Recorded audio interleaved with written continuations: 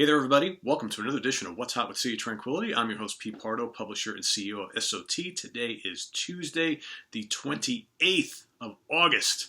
Summer is ready to say goodbye, and hello to fall. Anyway, we got a couple really cool new releases today I want to talk to you about. The first one is an album from a guitar player from probably one of the premier progressive metal bands of the last 2 decades. Talking about Michael Romeo. Excuse me, War of the Worlds Part 1 from Mascot Records. This just came out recently. It's a damn good one. So, we really have not seen an official solo album from this guitar virtuoso. He had a kind of demo recording that was released back in the 90s, which was technically a solo release, but not really official. This is his first official solo album, and you have to wonder if any of you have heard this album, or if you haven't heard it yet. It's very much like a Symphony X album, for the most part. In fact, I'm listening to this, and I'm like, wow, if you insert Russell Allen in there, it is a Symphony X album. So, if you've been following the goings-on of the various members of Symphony X over the last year or so, you know that Russell Allen was out with his other band, Adrenaline Mob, and they got into a really bad auto accident where their, I guess it was van, where they had parked on the side of the road, and they were hit by by a truck. And unfortunately, David Z had passed away from this accident. But Russell Allen was injured as well.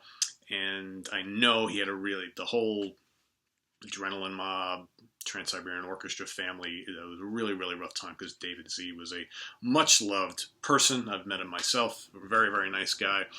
And I know it took Russell quite a long time to kind of get over not only his injuries, but the death of his friend. Shortly thereafter, the Trans-Siberian Orchestra tour for the holidays took off, which I believe was a very good way for Russ to kind of clear his head a bit and go out and do something.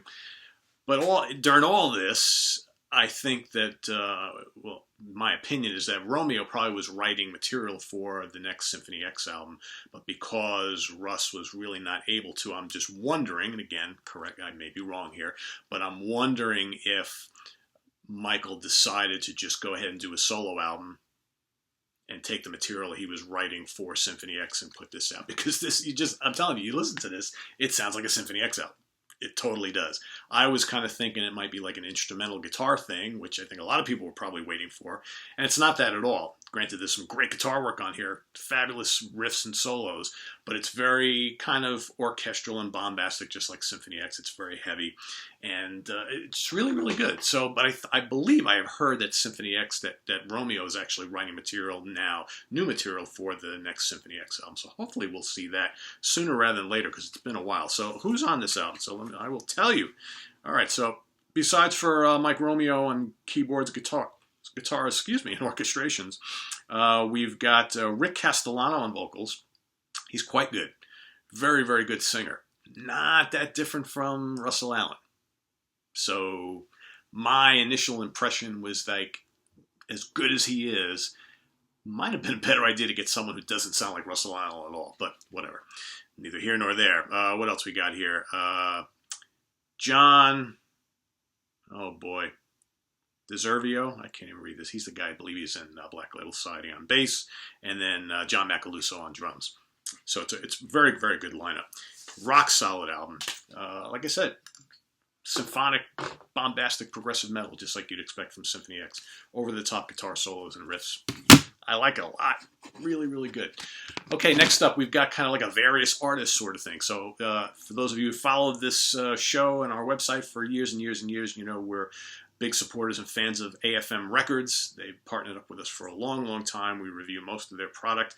So every so often, usually, I don't know if it's every year, but every couple of years, whatever it is, they put out an all-for metal compilation, which has DVD and CD sets that have videos and songs from all sorts of acts on their roster. This is number 5, All for Metal.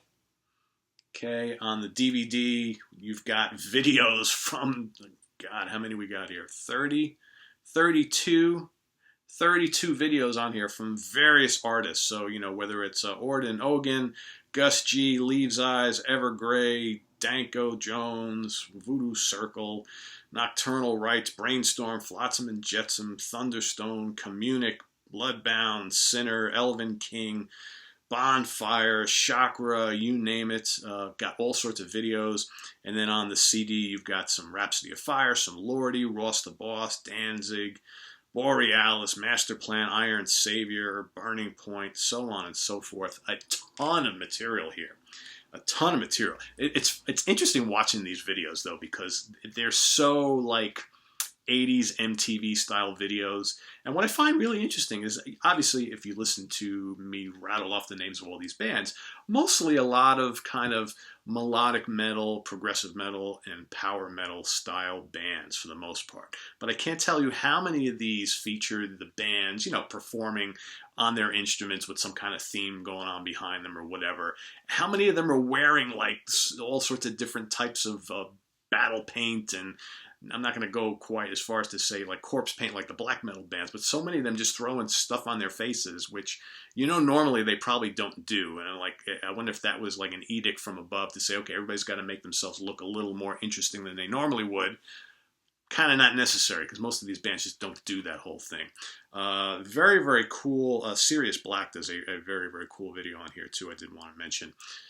Very, very cool kind of theatrical type of presentation. So, but really, really good. If you're not familiar with some of the bands on the AFM Records roster, this is a great way to check a whole bunch of them out to get some kind of an idea of what they're all about. And if you go and you order this, there's also, I believe, there's a package where you get this and you get the t-shirt. So I'll model it for you. On the back, got a list of all the bands that take part in it. Pretty cool. So go out and pick this up, get your t-shirt, wear it proudly, and hopefully turn on some people to AFM Records roster artists. That's what we need. More people discovering new metal. Okay, next. Church of Hed, Sandstoned. This is the kind of new, I don't even want to call it new project from, any of you guys remember Quarkspace? All right. Quarkspace was a very quirky space rock band that were around for a number of years, but they're kind of, I would say, on a definite hiatus. Maybe they retired for good, I'm not really sure. But Paul Williams was kind of the mastermind behind that band. He played drums and synths. He has decided to continue on with this little project of his called Church of Hed, which is usually basically him. He's got some help on this particular one.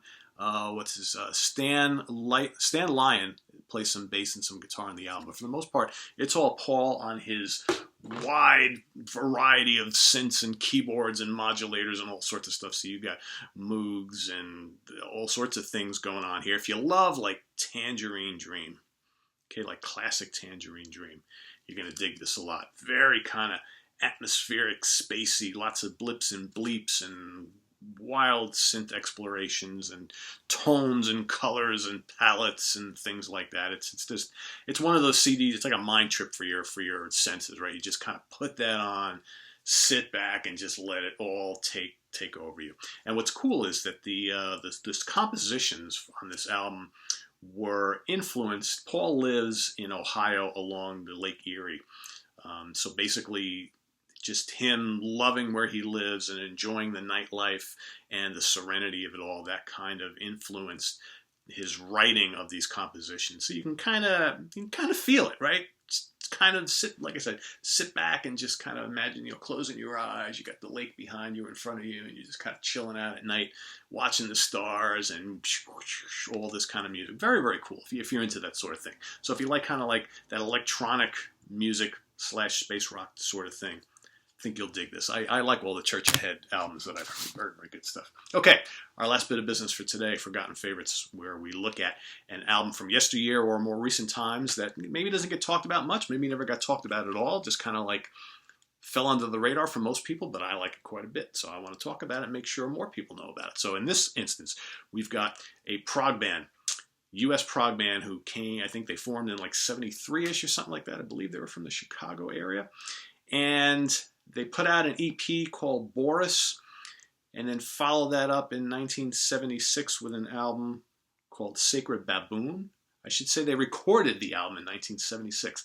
Didn't officially get released on CD until 1989 by Mr. Greg Walker over at Symphonic Records. Okay, talking about Yezda Urfa, Sacred Baboon. Oh, we got all sorts of, there we go, all sorts of glare there. Take a look on the back. This is actually, for those of you prog heads, you'll know that the Symphonic label actually, Greg actually released all sorts of nuggets from the archives over the years, but not a lot of them. So this is one of the early ones. I forget what, I don't know what number actually this is. This is one of the early CD releases. Looks like number 8, if I'm seeing that correctly. Hold on a second. So this might be the 8th CD that Greg released. It is indeed. So that's pretty early on, right?